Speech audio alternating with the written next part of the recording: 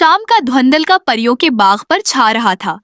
रंग बरंगी फूलों की क्यारियों और झरनों की सरीली आवाजों के दरमियान रानी परी हुरैन बेचैन कदमों से टहल रही थी।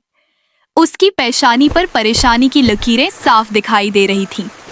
दूसरी परियां, जो आमतौर पर हंसी खुशी गीत गाती फिरती थीं, आज खामोश थीं। लाल परी ने सब्ज परी से सरजोशी में पूछा, ये क्या माजरा है? रानी परी इतनी बेकरार क्यों है? सब्ज परी ने गर्दन झुकाते हुए बताया, मैंने सुना कि काला देव रानी परी से मिला था। उसने धमकी दी कि अगर हमने उसे अपना आधा इलाका और 10 कनीजें न दे तो वो हम पर जुल्म के पहाड़ तोड़ देगा। लाल परी की आंखें हैरत से फैल गईं। काला दियो, वो तो तूफान से भी ज्यादा खतरनाक है। उधर रानी परी हुरैन ने अपनी सबसे बहादुर और चालाक परी बारबी को बुलाया। बारबी के चेहरे पर हमेशा एक पुराइत्माद मुस्कुराहट रहती थी, जैसे वो हर मुश्किल का हल जानती हो। रानी परी हुरैन ने घबराते हुए सारा किस्सा सुनाया।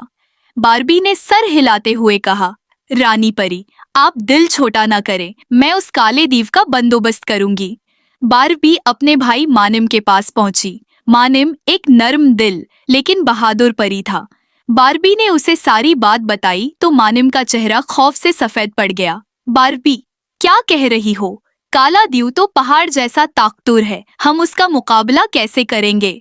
बारबी ने शरारती मुस्कुराहट के साथ कहा, भाई, ताकत तो उसके पास है लेकिन अक्ल, वो तो उसके पास जरा भी नहीं, और यही उसकी सबसे बड़ी कमजोरी है। बारबी के दिमाग में एक चाल आई। वो बोली, काला दीव एक ही चीज से डरता है, लाल दीव। हमें बस लाल दीव को भड़काना है। तुम ये भूल रही हो कि आज कल काले दियो और लाल दियो की अच्छी दोस्ती चल रही है, इसलिए लाल दियो उसके खिलाफ कुछ नहीं करेगा। मानव ने बारबी को याद दिलाया। अरे, तुम चलो तो सही और देखो कि मैं क्या करती हूँ। बारबी ने लापरवाही से जवाब दिया और दोनों बहन भाई लाल दियो के बाग की तरफ रवाना हुए। लाल दियो वहाँ एक बड़े से खरबूजे को काटकर मजे ले लेकर खा रहा था। उसकी दाढ़ी पर खरबूजे का रस टपक रहा था और वो अपनी ही दुनिया में मगन था। बारबी ने आगे बढ़कर अदब से कहा, ए अजीम लाल दीव, तुम्हारी ताकत का सारा जंगल मोतरफ है, लेकिन हमें एक संगीन बात पता चली है। लाल देव ने भनवे चढ़ाए। क्या बात है छोटी परी?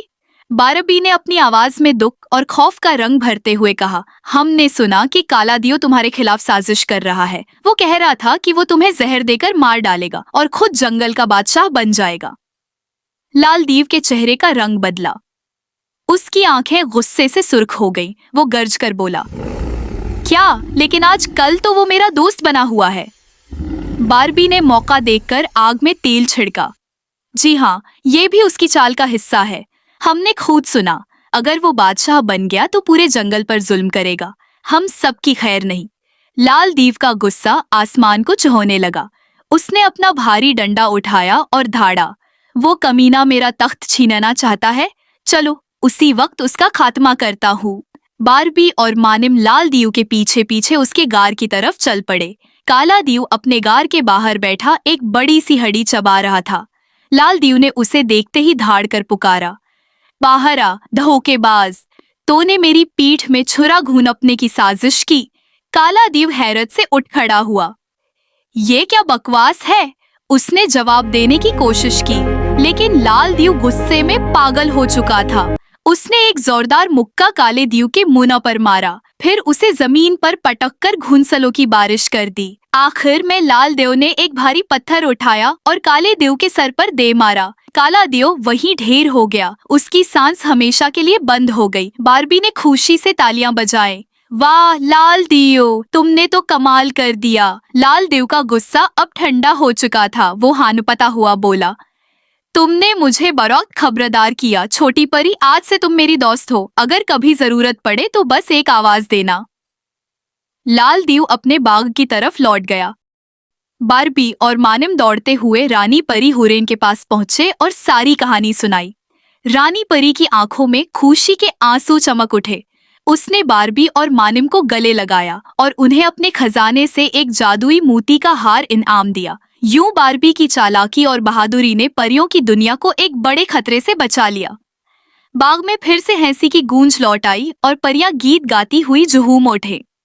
अगर आपको ये बारबी की कहानी पसंद आई और आप चाहते हैं कि हम आपके लिए मजीद बारबी फेयर टेल्स लेकर आएं तो कमेंट में लिखें पार्ट 2।